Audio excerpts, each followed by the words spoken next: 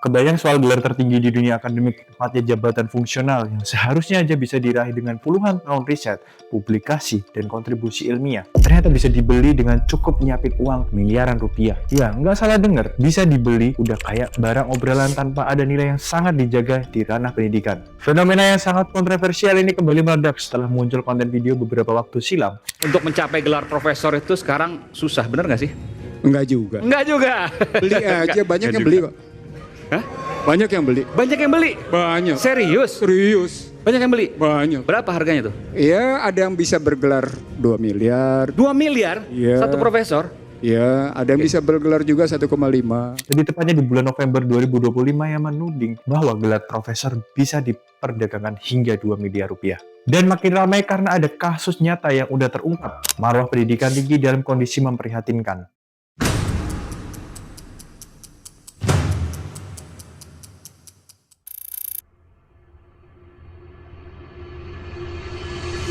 Fenomena jual beli gelar ini udah bukan lagi sekedar isu belakangan, melainkan dugaan praktik yang bisa dibilang cukup serius yang disinggung langsung oleh pakar ekonomi Ihsanuddin Nursi. Dikenal sebagai pengamat ekonomi yang cukup sering menyuarakan kritik terhadap kebijakan-kebijakan pada November 2025, ia sendiri menyebutkan angka yang mengagetkan hingga 2 miliar hanya untuk satu gelar profesor jalur fast track. Tudingan ini langsung memicu reaksi publik, terutama di kalangan dosen yang selama ini menempuh perjalanan panjang menuju jenjang akademik tertinggi. Tapi, tudingan ini bukan tanpa dasar. Karena di tahun sebelumnya aja, Indonesia sempat diguncangkan dengan skandal besar dari Universitas Lambung Mangkurat atau ULM, di mana sebanyak 11 dosen terbukti merekayasa syarat guru besar dengan memanfaatkan jurnal predator dan publikasi pesanan. Biayanya berkisar antara 70 sampai 130 juta per artikel, di mana angka ini aja digunakan buat mengejar syarat publikasi ilmiah menuju gelar profesor. Akibat fatalnya, status guru besar dicabut, akreditasi kampus pun ikut terdampak, dan parahnya lagi, kasus ini ngebuka mata publik kalau ada masalah sistematik dalam proses kenaikan jabatan akademik. Dampak awal dari semua ini jelas, marwah akademik tercoreng, kredibilitas profesor dipertanyakan, dan profesi dosen kembali kehilangan kepercayaan publik. Dan yang bikin lebih geleng atau ngeri lagi, tiknya nggak berhenti di itu aja. Ada mekanisme gelap yang udah lama berjalan di bawah. Kalau kita telusuri lagi lebih dalam, pola umumnya selalu sama. Dosen ngebayar agen publikasi buat ngemasukkan artikel ke jurnal predator. Agen mengatur review palsu, korespondensi email yang udah direkayasa, sampai ke manipulasi data riset demi ngebuat seolah-olah karya itu tuh udah memenuhi standar akademik. Di kasus ULM, nggak cuma puncak gunung es. Justru pasca investigasi, lebih dari 20 dosen lain juga ikut diperiksa langsung Inspektorat Jenderal Kemendikbudristek. Bahkan beberapa terancam pemberhentian dari jabatan kepegawaian. Ya, ini bukan fenomena baru. Tahun 2022 saja, publik juga pernah dibuat geger dengan kasus Musni Umar yang saat itu dituduh sebagai profesor gadungan. Ya, walaupun pada akhirnya beliau memberikan klarifikasi, perkaranya mungkin berbeda. Tapi ini menunjukkan bahwa isu keaslian gelar profesor udah lama jadi kekhawatiran nasional. Biar sama-sama paham kenapa kasus ini bisa terjadi, kita lihat mekanisme resminya. Untuk naik dari lektor kepala ke profesor, dosen wajib memenuhi beberapa langkah. BKD minimal 12 SKS per 4 semester, punya Serdos, punya publikasi ilmiah di jurnal, terakreditasi SINTA atau Scopus Non-Predator, dan lulus penilaian kenaikan jabatan akademik atau KJA dari Kemendikbudristek. Di tahun 2025, aturan semakin diperketat lagi. Lewat Kemendikbudristek mengumumkan periode penilaian reguler untuk BUP 1 Juni dan 1 September 2025 dengan penegasan semua karya ilmiah wajib asli, bebas jurnal predator, dan terverifikasi sistem sister.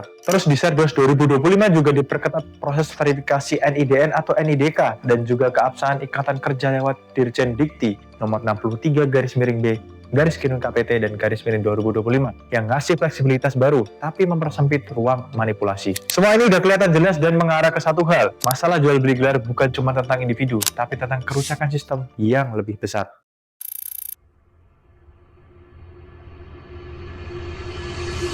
Oke, kalau gelar profesor bisa dipalsukan, dibeli, atau bahkan direkayasa, jadi seluruh ekosistem pendidikan tinggi pun ikut rusak. Mutu riset menurun karena publikasi dilakukan bukan untuk kontribusi ilmiah, tapi justru cuma buat ngejar angka kredit aja. Akreditasi prodi dan kampus bisa turun drastis kalau banyak dari dosen terbukti pakai jurnal predator. Ditambah, yang paling dirugikan sebenarnya adalah posisi dosen yang jujur. Ya emang jadi suatu hal yang harus buat kita tertampar realitanya. Mereka harus menghadapi kompetisi yang enggak sehat, beban administrasi yang bisa dibilang berat dan standar kinerja yang semakin tinggi pula. Sementara sebagian orang bisa menebus semua ke jenjang profesor lewat jalan pintas. Kasus korupsi yang pernah melibatkan beberapa profesor terkenal kayak Nazarudin atau Rokim Dahuri makin menambah stigma negatif. Otomatis publik pun mulai bertanya-tanya, apakah gelar profesor masih mempresentasikan keahlian dan integritas? Selain kerusakan reputasi aja deh, sanksinya aja juga berat padahal. Mulai dari pencabutan SK profesor, pemberhentian kepegawaian, pemutusan tunjangan, dan tuntutan hukum atas pemalsuan dokumen. Peneliti Saintek kini memperketat audit lewat sistem dan koordinasi dengan LLDikti. Tapi masalahnya, penindakan sering lambat dan minim transparansi. Database profesor nasional pun belum dibuka secara publik sampai mempersulit kontrol sosial. Fenomena jual beli gelar profesor mengingatkan kita kalau gelar jabatan fungsional ini bukan cuma simbol kehormatan, tapi juga tanggung jawab intelektual. Kalau prosesnya jadi rusak, ya seluruh keilmuan ikut runtuh. Yang dibutuhkan sekarang, transparansi, reformasi sistem penilaian, dan keberanian para pemangku kebijakan penindak tegas siapapun yang bermain curang tanpa tebak pilih. Tulis pendapat Anda di kolom komentar, share apabila konten ini menarik dan bermanfaat untuk Anda. Ikuti terus penelusuran investigasi lainnya.